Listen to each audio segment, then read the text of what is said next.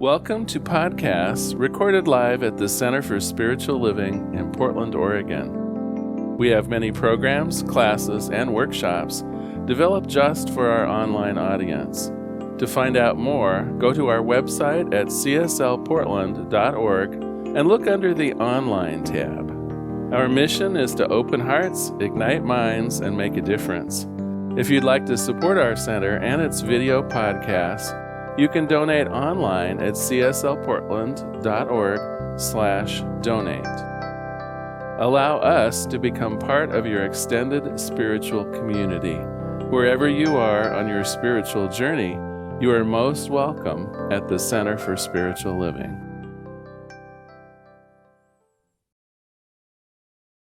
So bless you all, and good morning. Welcome to the Center for Spiritual Living. We're in the home edition today from my house in southeast Portland. A little bit of snow on the ground. Decided that we would have our service personnel and people who would normally attend online today instead for extra safety's sake. I welcome you wherever you are on your spiritual journey. You are most welcome here, whether it's at the center or at my home. We're a Science of Mind community, and all that we ask is that you entertain the possibility of changing your entire life simply by changing your name. Changing your mind. My name is Reverend Larry King. I'm the senior minister at the center. And during our snow day today, I thought I would take a break from our usual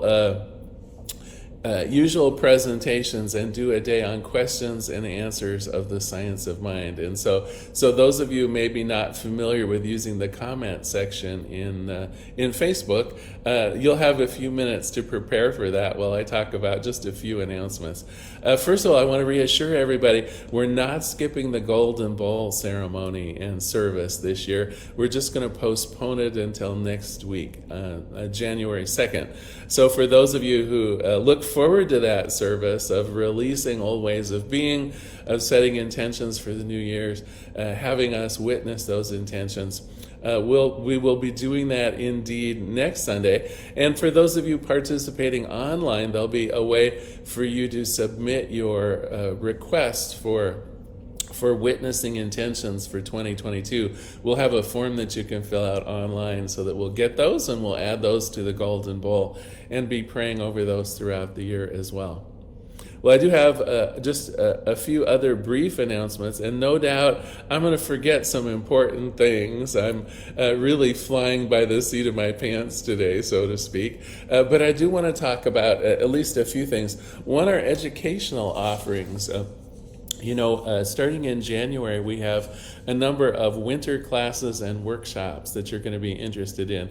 The full scoop, of course, is on our website at cslportland.org. Right on the front page, you'll see a button for classes and workshops. Just click on that and you'll get the full list. But I do want to highlight the ones for January anyway. Starting on January 8th, it's a one-day workshop facilitated by Reverend Marilyn Sprague.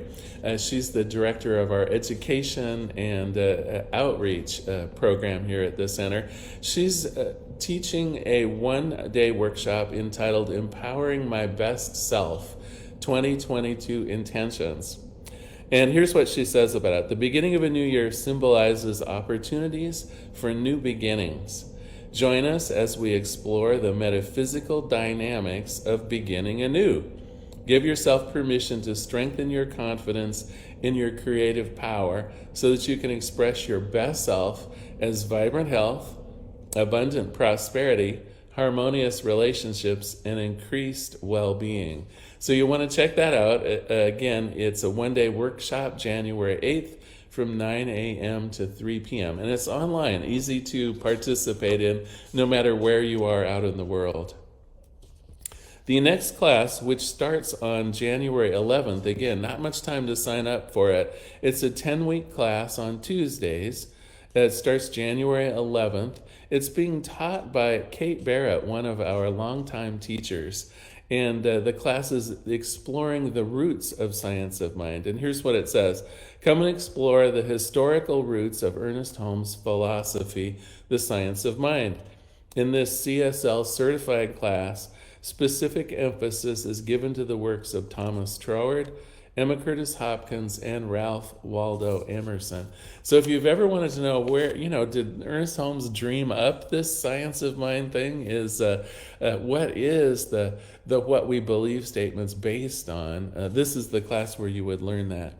And I'm going to cover one more class. It doesn't start until February 3rd, but it's a brand new certified class. It's being taught by Reverend Marilyn Sprague. It's called Journey of the Soul, and it's a certified class with CSL, brand new this year. I believe this is the first, one of the first times it's being taught anywhere in the world, and so you might want to check that out. It starts February 3rd. It's on Thursday evenings, and it says this certified class offers the principles of science of mind with an emphasis on daily meditation, emotional healing, soul presence, self-love, practical application, and life direction. So the idea is it's not so much that you're learning things in your head as it is that you're being shown how to put some of our principles in practice. So you'll definitely, if you're at all interested in one of our CSL classes, this would be a one to take. And it's brand new, so you'll get a chance to really get some of the brand new course curriculum that comes from home office. Let's see. Other announcements. For those of you who might be new to this center or unfamiliar with what's going on, one thing that I always recommend is to sign up for one of our newsletters. So go to cslportland.org. Down on the right-hand sidebar, you'll see a little email sign-up thing. If you put in your email address and your name, that's all you need to do to get either a weekly newsletter, a copy of our daily affirmations, 365 Ernest Holmes, or you can sign up for both of them. In any case, it's a great way of finding out what's going on and have a daily affirmation if you choose. Let's see, I think that's about it. We've covered classes for winter term. We've covered what's going on next week. I think it's time to talk a little bit then about the questions and answers around the science of mind. But of course, how should we lead into that? I think we should lead into that with today's joke. So it was snowing heavily and blowing to the point that visibility was almost zero when Joshua got off work. He made his way to the car, but he wondered how he was going to make it home. Luckily, he remembered a friend's advice.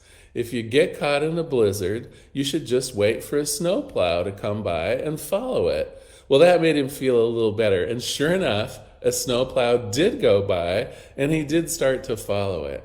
He felt very smug as they continued. They drove along. He didn't have any problem with the blizzard conditions. And after quite some time had passed, the snowplow stopped. The driver got out, came back to his car, and signaled for him to roll down the window. The snowplow driver wanted to know if he was all right, as he'd been following for a long time. Joshua said he was fine and told the driver of his friend's advice to follow a snowplow when you're caught in low visibility.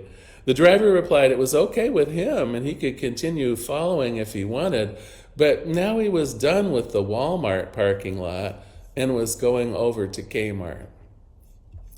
I know, don't they even sound worse when there's no audience? Anyway, so glad you're with us today, and I am here to answer any questions that you have about the science of mind. I'll start out with one that is so very common as I'm waiting for you to type other ones in.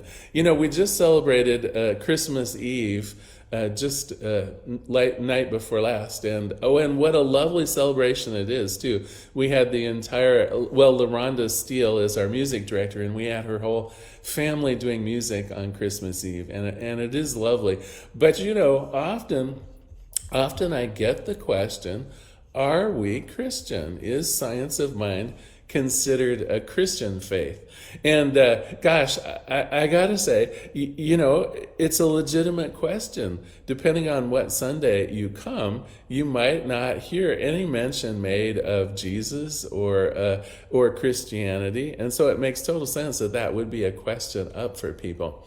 Well, we are Christian, as evidenced by us celebrating Christmas Eve and Easter and some of the typical Christian holidays. But I think our focus is on the teachings of Jesus rather than some of the spiritual movements that have grown up around him. And in fact, knowing that this would be a question I would answer, I found something from Ernest Holmes that I thought I would read. This is from a book published in 1971 called The Spiritual Universe and You. And here's what he said when he was asked about the idea of us being Christian or not.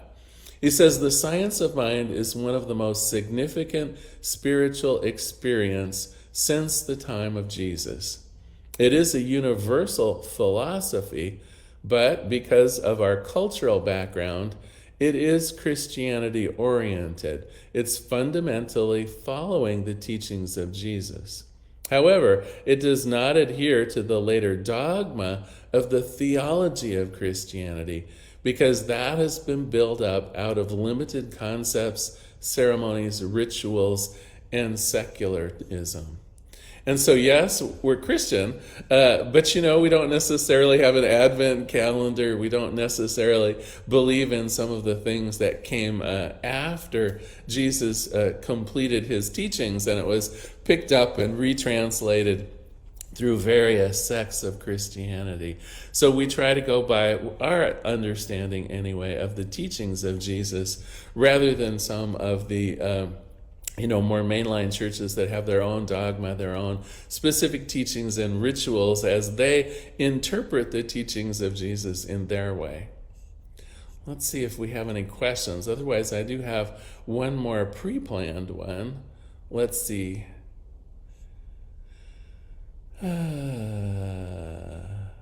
Okay. Eva Gage asks that she's been popping in and out and would like to hear more about the inspiration and content for the class I'm teaching in February. So I'm certainly glad to do that.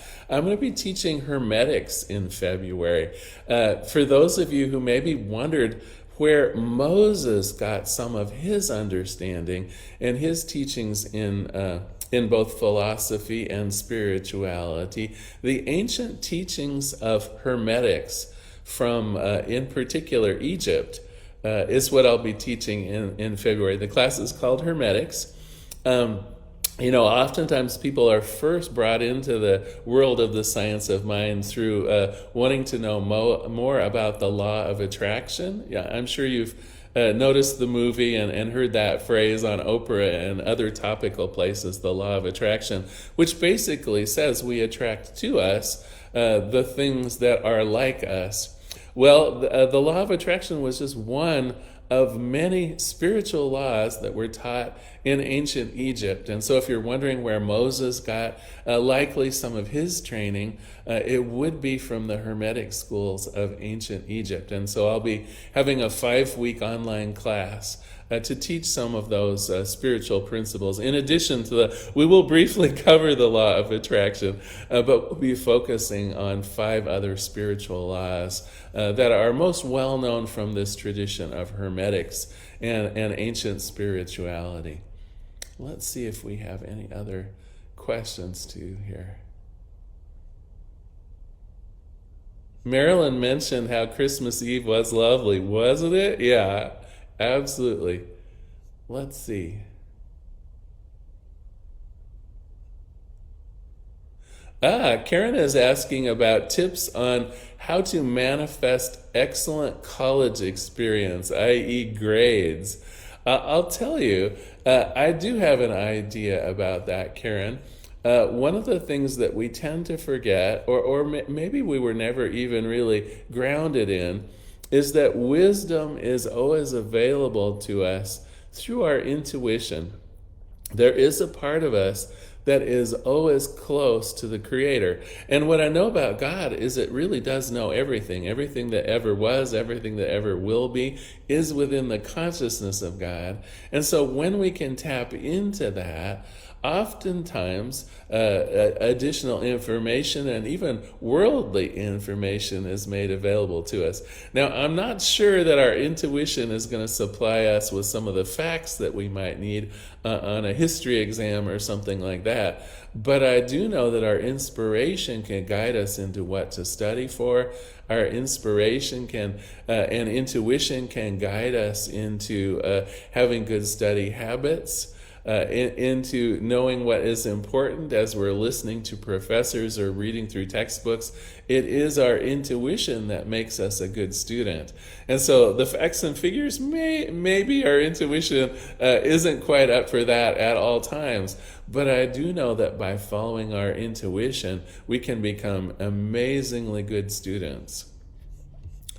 Let's see if we have some other questions. Otherwise, I have a couple more myself that are pretty common. Let's see. Hey, Consuelo, I see you joined us. And Susan, glad you're here. Let's see. Snowing in Corbett, fair enough. Hi, Sandy, glad you're here. Let's see. Here's a good question from Sandy Label. She says, many times we want to ask for prayer for ourselves or for family members who are undergoing medical procedures. And yet Science of Mind teaches that we don't pray for a specific outcome, which is rather different from how a prayer is done in other traditions. Can you comment on that? I'm totally glad to. It's a great question, in fact. And it has two components as I see it. One, of course, if you have permission to pray for someone and they particular have a specific outcome in mind, I don't see any problem with that at all. If someone's going in for surgery and they ask you for prayer for the success of that surgery, I think that would be a great idea. And in fact, I would even offer them a prayer, if you can, in person with them, so that your mind and their mind are both aligned with that same prayer of wholeness and speedy recovery and successful surgery or whatever it is. So I'm all for praying about specifics, actually, especially in cases like that, with the caveat, though, that you're in alignment with what the patient wants. Now, normally you would think, well, of course the patient wants what I want. I'm not so sure that that's always true 100% of the time. And I always think it's better if we have some agreement on what's being prayed about. I know I found myself in an unlikely position a few years ago. Someone came to me praying for the success of a relationship, and I was later to find out that the other person in that relationship didn't want to be in that relationship. So you can see sometimes when we don't all have the facts, when we're praying for other people, we can actually be praying for the wrong thing. Having said that, if you want to pray in a more general way for other people, always think about the qualities of God, the highest and holiest of what God knows for each of us. And we think of those as the God qualities, right? So wholeness and peace, joy and prosperity. These are things that people universally would like to see more of in their lives. Would anyone turn down more prosperity? Would anyone turn down more love? Seems very unlikely to me. And so in the case, a question about someone going into the hospital or someone who's not feeling well, I would say we can always know the highest elevation of health for that person. It seems like everyone would like to have improved health. As for a specific outcome, better check that out with them before you pray for them. But otherwise, no problem about praying with specifics, especially if you're in alignment with the person that is wanting that particular outcome. Let's see what other questions we have here. Bud Roberts, you go. I'm surprised you've not had an opening prayer. Good catch. Let's do that in just a minute. Let's see if we have any other questions here before we move on to a prayer.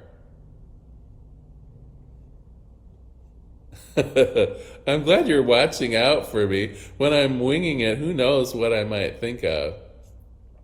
Okay, well, let me do one of my pre-planned questions here. It's another really common question, I think, and the question is why do sometimes good people experience unfortunate circumstances? If God is all loving, if God is all joyous, if God chooses normally for the best for everyone, why is it that tragedy sometimes strikes? Why is it that so many people in the world right now are struggling with COVID-19 or having troubles of other issues in their life? Why essentially do bad things happen to good people? This one, too, is a bit of a two-parter. First of all, although some things do seem universally bad, oftentimes something that is bad or good is more a situation of the context that it's in. For instance, right now we are undergoing a pandemic, and many people are suffering from it. Let's fast forward maybe 5 years from now. Could it be that we will look back at the pandemic as a time of achieving great medical strides? Could it be that in retrospect, when we look back at the pandemic, we see that it was an opportunity for many of us personally to take that inward journey to spend more time in prayer or meditation? It could be that for some of us, the pandemic is actually a good thing when viewed in the past. So first of all, I would say a good thing or a bad thing, let's wait and see. You know, there's that old joke about the Chinese gentleman that had a son, and the army came by and was wanting to transcript the son. But luckily he'd broken his leg, right? Well, how lucky is it to break your leg? Well, when the army comes by looking for conscripts, maybe it is a good thing that the leg was broken. Do you see it? It all depends on how we frame things and the overall picture of the event or whatever. And oftentimes in the past, it looks like it might have been a good thing rather than a bad thing. That's part one. Part two, though, is, God has given us a lot of amazing gifts. And one of the gifts that God has given us is our free will, our ability to choose. Sometimes we make good choices. Sometimes we don't make good choices. Sometimes our friend and loved ones make good choices for themselves and for others. Sometimes not so much. I think that the fundamental right to choose, that freedom of will that God has given us, perhaps the greatest gift of all, and yet oftentimes we do not use that gift widely. And so it isn't a question of whether God creates bad experiences for people, as it is God allows us to create our experience of the world outright. It's really our choice, not only our choice to do what we do, even if it proves to be negative, but also our choice on how we view what we have created. We may have created a mess, but does it mean that we have to feel that we're suffering through it? We can change our mind about that. We can change our choices. We can make a difference for our own lives and in the overall world as well. So does God create bad experiences for people? No, I don't believe that that's true. But I do think that God allows us to make a variety of choices, some of which are not wholesome, some of which can hurt ourselves and other people. Let's see if we have any other questions here. Surely there's some burning question that you have about the science of mind. Let's see.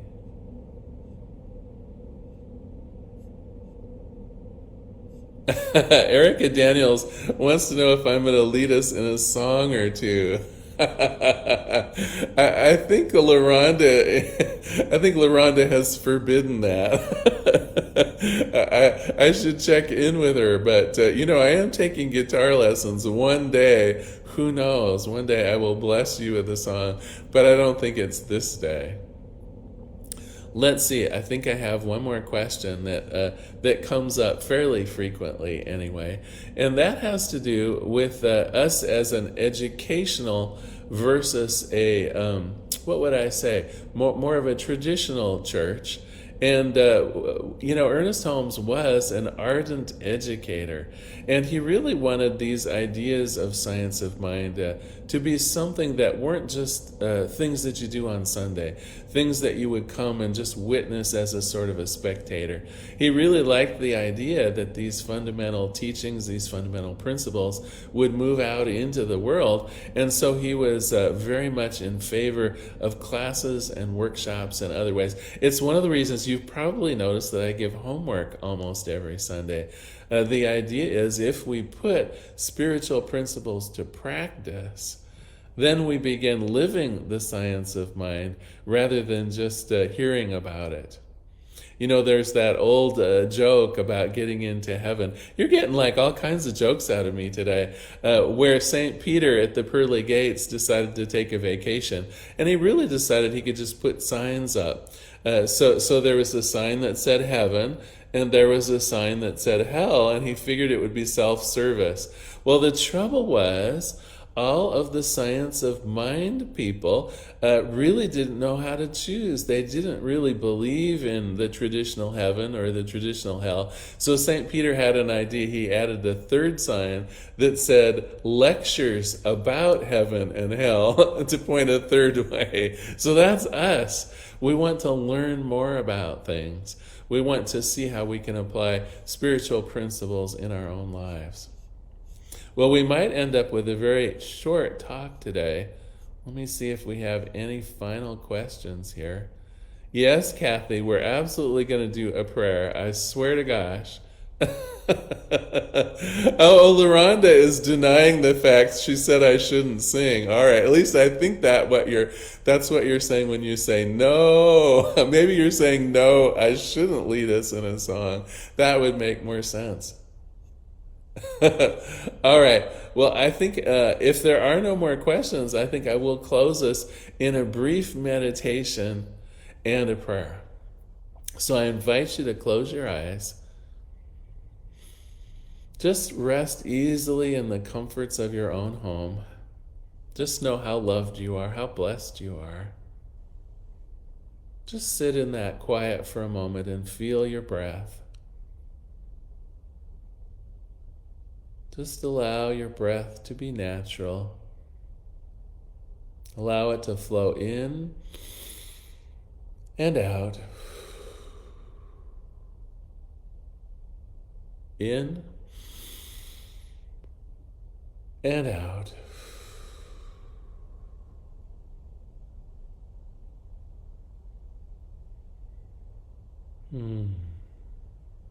Just luxuriate for a moment. Just in the silence.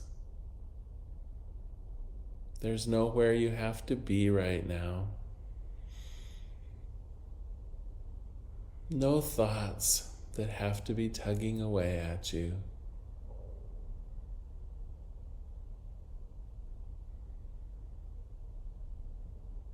As your mind settles down,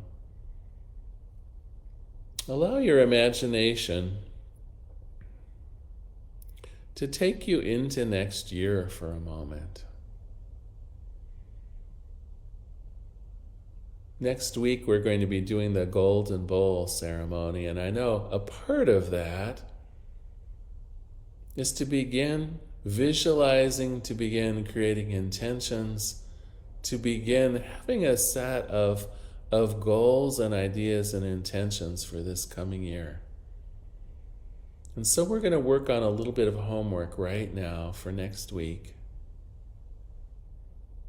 And as we project ourselves forward into next year, just using our mind's eye to imagine what next year might bring for us, I ask you to stray on the positive side. Begin thinking of ideas and ways of being in 2022 that would be of a benefit to you. Would it be improved health? Would it be an improvement in a key relationship?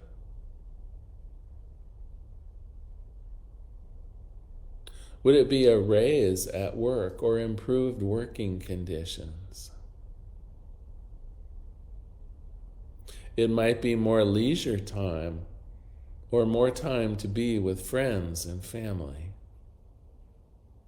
Just allow yourself to move ahead for just a few moments into 2022, and in your imagination, come up with a list of a few things that you would like to see different or improved. They might be things for yourself or your family. They might be things on the world stage. Maybe a better vaccine that would prevent infections of COVID-19 entirely. Maybe it would be clean water for the planet.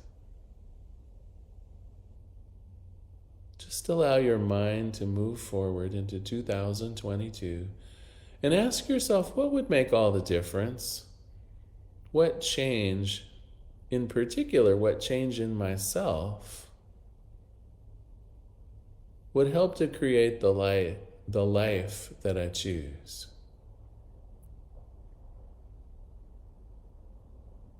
Is it more love, more joy, more peace, more light, greater health, better harmony with the people around you?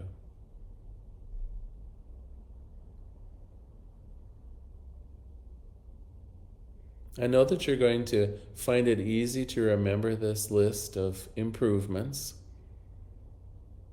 when we're complete with the visualization, this guided meditation. I know it will be easy for those things to stick in our minds, allowing us to either have them as intentions next week or to bring them with us to the Golden Bowl ceremony.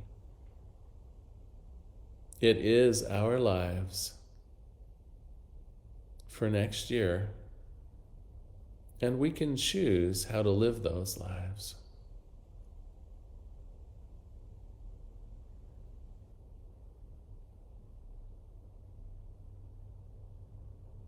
So just spend a moment wrapping up this idea of an improved 2022.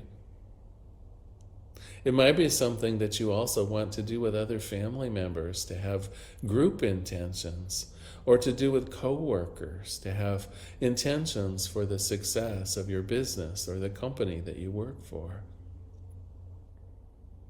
Where two or more are gathered and there is alignment around their intentions, oh my gosh, the mystical third, that power and presence of God comes to bear.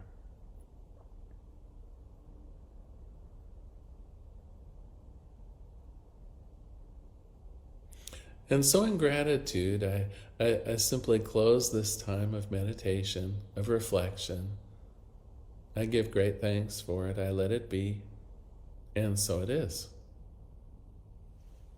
So open your eyes. I hope that will set us up well for next week. I do want to mention that this year was difficult for the Center for Spiritual Living here in Portland, Oregon. I have to admit, each month our expenses were a little bit over the money that was coming in. And so I do mention that now is a good time to make contributions to the center. You can go to our website at cslportland.org/donate to make an online donation. It would be most appreciated and help us close that gap that we had this year. We're in great shape. I do want to reassure everybody we're not in danger of having our finances go wonky. We do have a cash reserve, but it is troublesome to watch that cash reserve being eaten away at this last year. So nothing to worry about, but if you would like to donate online, it would certainly be our pleasure. If you'd like, you can place your gift, your intention for participation over your heart and just repeat after me. Graciously I give from a place of love, knowing that as I give, so do I richly receive. And so a couple of you have been asking for prayer. I'd like to close today with a bit of an extended prayer. It's going to be a prayer for 2022 to be as successful and wonderful as we had in our imagination a few moments ago in the guided meditation. So I love you all. I bless you all. I'm looking forward to seeing you in the new year, either in person at the Center for Spiritual Living, online on our Facebook page. Also, Mark Pettijohn, our videographer, is so good about storing our videos on our YouTube channel as well. And of course, Jim Bowie edits our audio podcast, which is available on iTunes and so many other places where you can listen to the audio version of my talk as well. So bless everyone who is participating in making these talks available to the world. Let us pray. There is one power. There is one presence. There is only just this one thing. And what I know about this one thing, it is everything.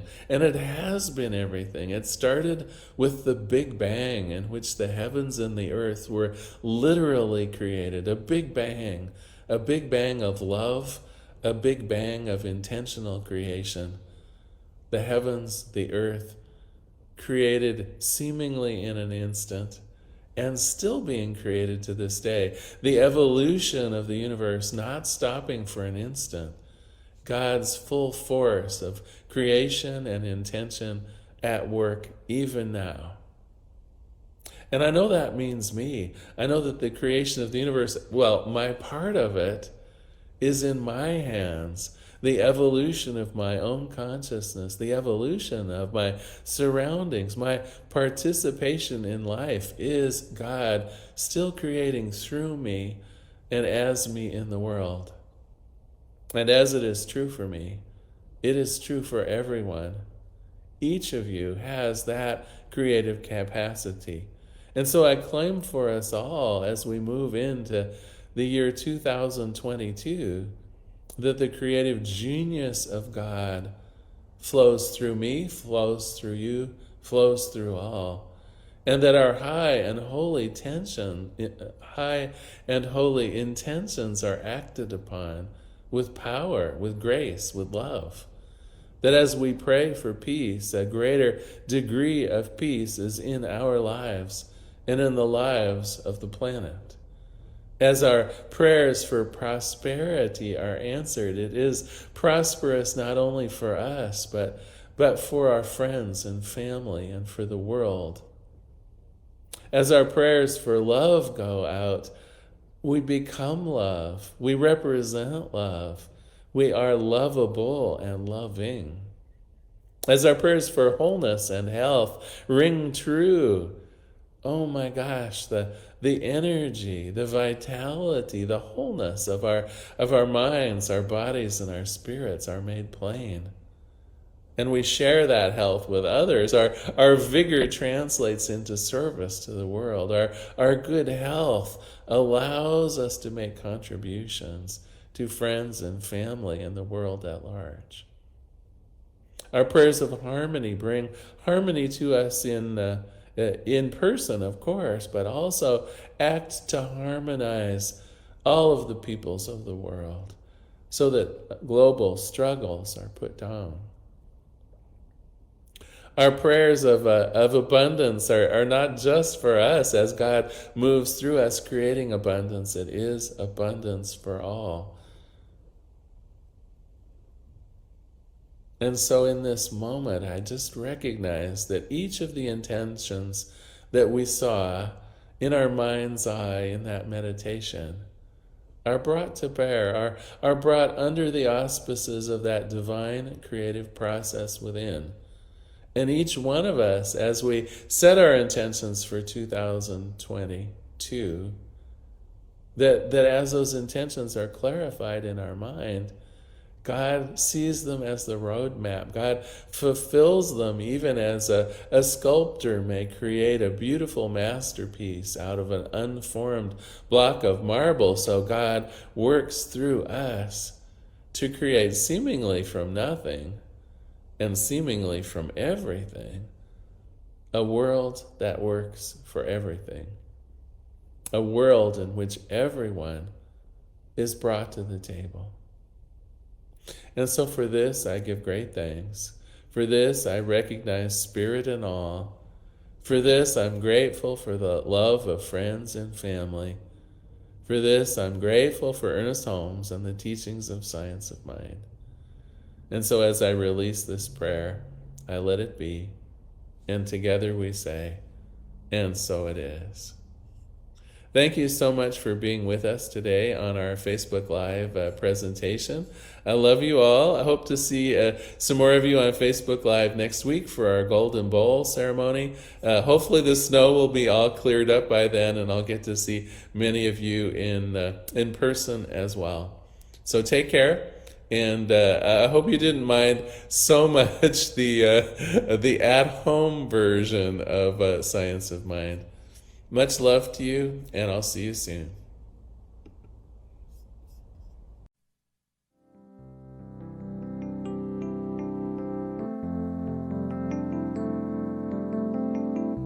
If you happen to be in the Portland, Oregon area, we'd love to have you visit in person. The Portland Center for Spiritual Living is located at 6211 Northeast Martin Luther King Jr. Boulevard. We have inspirational services at 9 a.m. and 11 a.m. every Sunday. We also have many programs, classes, and workshops developed just for our online audience. To find out more, go to our website at cslportland.org and look under the Online tab. We have a variety of content dedicated specifically for our online listeners. Our mission is to open hearts, ignite minds, and make a difference. If you'd like to support our center, you can donate online at cslportland.org/donate. Our website is also the place to learn more about what's going on at the center or to contact us. Allow us to become part of your extended spiritual community. Wherever you are on your spiritual journey, you are most welcome at the Center for Spiritual Living.